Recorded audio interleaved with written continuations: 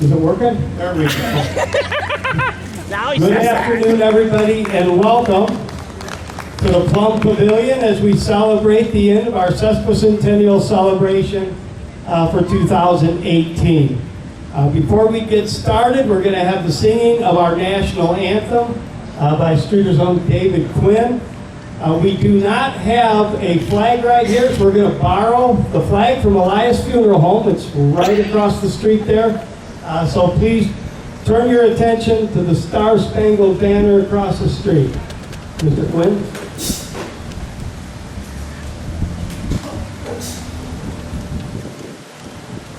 Oh, sing, can you see by the dawn's early light what so proudly we hailed at the twilight's last gleam, whose broad stripes and bright stars through the perilous fight o'er the ramparts we watched were so gallantly streamed, and the rocket's red flare, the bombs bursting in air, gave proof through the night that our flag was still there. Oh, say does that star-spangled banner yet wave o'er the land of the free and the home of the brave?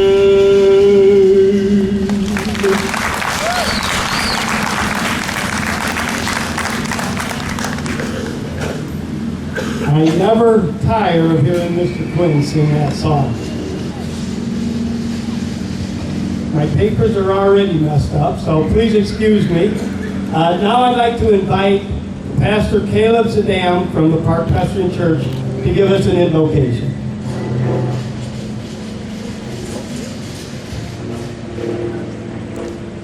Well, hello, hello, hello. I want to say that it's a great honor for me to be speaking here at the close of Streator's 150th anniversary celebration. And I am Caleb Zadam. I am the pastor of the Park Presbyterian Church. And honestly, a high point for me of this summer's centennial activities was that we devoted a whole week to my second favorite Presbyterian pastor, Fred Rogers. That's right, Mr. Rogers was a Presbyterian pastor, and I only say he's my second favorite Presbyterian pastor because my wife is also a Presbyterian pastor, and I like her a lot more than I like Mr. Rogers. But in the spirit of Mr. Rogers and his example that he's given to all of us, I say that it truly is a beautiful day in the neighborhood here in Streator today. It's a beautiful day no matter what the weather's doing. It's a beautiful day in the neighborhood when we love each other. When we come together to support one another. Every community, every neighborhood is a strong neighborhood when we come together. And we are as one people. What makes a neighborhood as a neighborhood is that love, that cooperation. That makes the difference between a bunch of people just hanging around, living near one another, and a community. And Streator, perhaps more than any other place that I have lived, has a real sense of community. There's no shortage of people willing to pitch in to help, to invest of themselves in the community and the people that live in it. Now, I see many examples around town of people investing themselves in Streator. And about every week I hear over here or I read a comment of someone who has lived in Streator but lived elsewhere for many years, come back to visit and say, wow, there's really amazing things going on here in the community of Streator. And saying great things about the positive changes that have taken place. As we close our celebration today commemorating the past 150 years, we look toward the future. In front of us we have a time capsule and a bunch of stuff from everyday Streator life that we're going to put in to leave for Streatorites in the next 25 years to open and receive. Was it 25 years? Okay, good. I'm glad I didn't think this. Glad I wasn't mistaken. But the most important things that we will leave for the people of Streator of the future don't fit in the time capsule. They're not things we can see with our eyes and hold in our hands. They're that feeling of love and respect and cooperation for each other. And we leave that legacy by how we live our lives every day, by the choices we make. If we choose to fear one another, or if we choose instead to embrace one another. If we make the choice to lift each other up or run each other down, that's how we make Streator. That's the legacy we leave behind. Our town will be whatever we make it to be. And on this day when we stand here halfway to 300 years, my hope is that our community will always be a place of cooperation and service to one another. May we always see each other as neighbors to be loved and protected and supported. And may it always be a beautiful day in the neighborhood here at Streator. Thank you.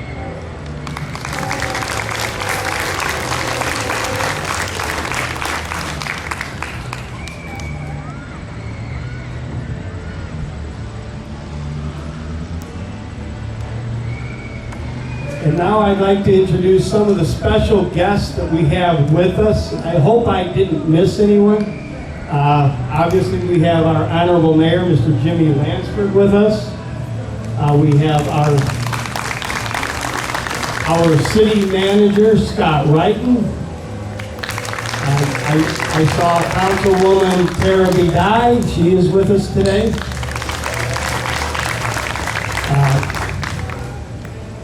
Our representative on the county board, Mr. Wally Roach, is with us.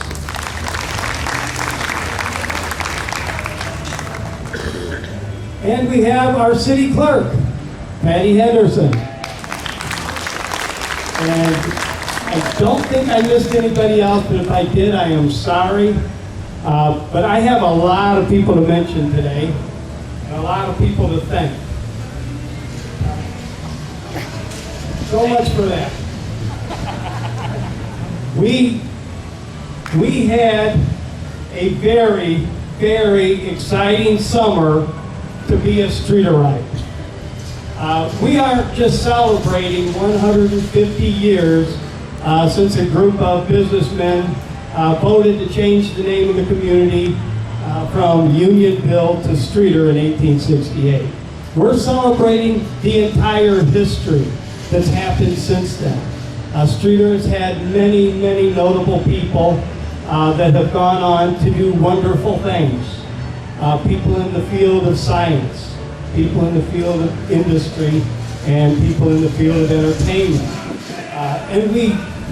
I'm always an optimist when it comes to Streator, and we've had some great, great glory years in this town, and I still feel that some of Streator's best years are still ahead of us. And some of Streator's most notable citizens are still to be born or still to be noticed. So that's what we have been celebrating this past summer. And it's been a fun summer. We've had fun, we've celebrated, we've danced, we've had educational programs, we've had entertaining programs. And right now I would like to acknowledge some of the people that helped make this summer happen. We had a lot of events this summer that are ongoing events.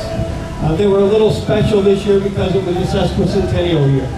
But we had some regular events and we've thrown in a few special events for this summer. So some of the participants that made this such a special season, of course, is Streator Tourism. Streator Tourism seems to be behind almost everything that is happening in this city one way or another. We started off the summer with the Park Fest. Park Fest was headed up by Wanda Schmidt. And I don't know if Wanda's with us today. Is anybody with us that participated in Park Fest that was on her committee? I don't see any hands going up. And then, of course, we went to Wall Dogs. Wall Dogs was the big celebration of the summer. It put Streator on the map. Special thanks to Tara Bedai and her committee for bringing that And I know there were over 200 volunteers throughout the city helping to make that happen. And if you get on social media, Facebook and Instagram and some of those other ones I don't know anything about, you'll see that there are a lot of positive comments about Streator, Illinois.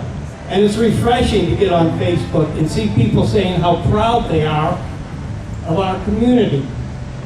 And I thank Tara and her committee and all the volunteers that helped make the Wall Dogs event happen. How many people were involved one way or another with Wall Dogs? You raise your hands. A lot of people. Thank you. Of course, Wall Dogs overlapped with our 4th of July celebration. That was headed up by Randy Dominic and Rob Tyne. And as usual, they did a great job, had great entertainment out of North Point. It was beautiful fireworks display. Everything about the 4th of July celebration went off well again this year. So anybody from 4th of July here, please raise your hand and be acknowledged. If you participated or helped in any way. Thank you. Pluto Fest was next on the calendar. That was chaired by Pam Walker. Pam was a very active member of our community for many years. She's since moved to Ohio. And she actually organized the Pluto Fest from Ohio. I know she had some boots on the ground here at Streator, people helping her out. But it was a one-day celebration. It went off well. A lot of good comments again about the Pluto Fest. One of the special events that happened during Pluto Fest was at the post office. Kim Donner, the postmaster of the post office, came up with an idea. The post office could do a special cancellation. When you put a stamp on an envelope, it has to be canceled with a cancellation stamp. And so we had a contest between the Streator High School students and the Woodland High School students to come up with a design for that cancellation stamp. The winner of the Woodland contest was Clayton Seibert, and the winner of the Streator High School contest was Maddie Phillips. Both of those entries were put on display at the post office, and for about a month, people had the opportunity to vote on which one of those designs would be made into a cancellation stamp. Congratulations to Clayton Seibert of Woodland. He won that, even though I think both of those kids were winners. Both of their original pieces of artwork are on the table here, and both of those pieces of artwork are going to go into the time capsule at the end of this program. So that was kind of a special occasion for this year. Kate Tombaugh from Kentucky, she grew up here in Streator. Anybody who's been associated with Park Church or associated with Angle Lane Theater knows of Kate Tombaugh. She brought a program to Streator called Poco a Poco. This was her second year doing it. Again, another event that went over really well. Anybody here involved with Poco a Poco? Yes. Okay, thank you.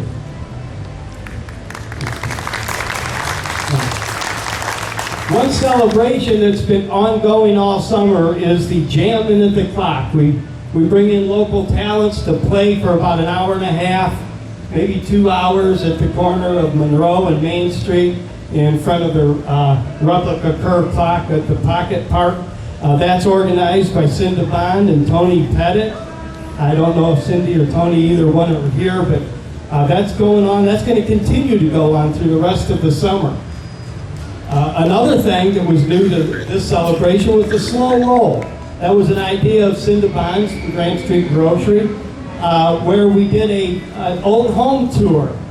Some of the more recognizable homes and some of the more historic homes in Streator. And they did a bicycle tour, not a walking tour, but they rode bikes around town. And some of the homeowners came out and greeted them and talked about the history of their house. And that was another unique thing that we did. The sock hop we just had Friday night. Deb Murray, there she is. Thank you, Deb. Organized that. The sock hop was well attended. Almost lost another one. It was well attended. It was down at the old Armory, the incubator building. A lot of people were there. A lot of people had a good time. Part of another added thing for our Labor Day celebration.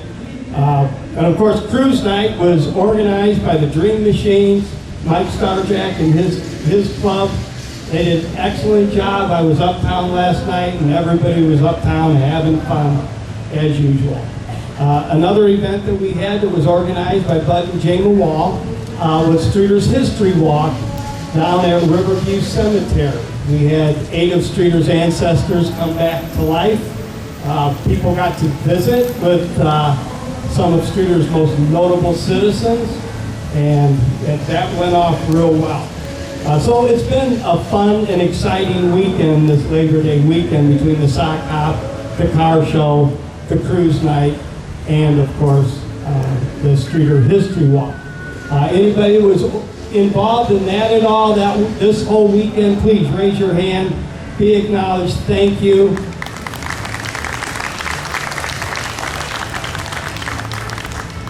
And of course, we have other events coming up. They fell outside of the sesquicentennial celebration. The sesquicentennial is a year-long celebration. We put a beginning and an ending to it just because you have to. But the year doesn't end because the ceremony is today. So we still have to look forward to our Light Up Streator celebration and our Christmas close to home. So those are 2 things coming up. So Streator has a lot going throughout the year. I know I'm doing thank yous later on at the end of this, but I think this would be a good time to thank my committee. I'm just one of 3 people that were part of the general committee for the sesquicentennial. Jamie Game, I know Jamie's here with some of her family. There she is back there. Jack Kazuris, there's Jack from the chamber, and myself. And on our committee also for our downtown liaison was Patty Henderson. So the 4 of us, we kind of held everything together, but the year-long celebration was the people who organized all the events throughout the year. And so I want to personally thank all of you. I want to personally thank the mayor for giving me the opportunity of working with Jamie and working with Jack. I've known both of them for many years, and all 3 of us are very involved in the community, but I think it's the first time I've had the opportunity to work with either one of them on any kind of a committee, and it's just been a wonderful experience. So again, I want to thank everybody who was involved in any way. My papers are all shuffled around here because of the wind. I want to thank everybody who was involved in any way in the celebration so far this year. We really, really could not have done it without you. Volunteerism is what makes Streator so special. And I've always thought that the people of Streator are Streator's greatest asset. So with that, thank you, and I'm going to turn this over to the Streator High School Band. You've listened to me talk long enough in one stretch, and I know nobody came here to hear me. So I'd like to turn the program over to the Streator High School Band.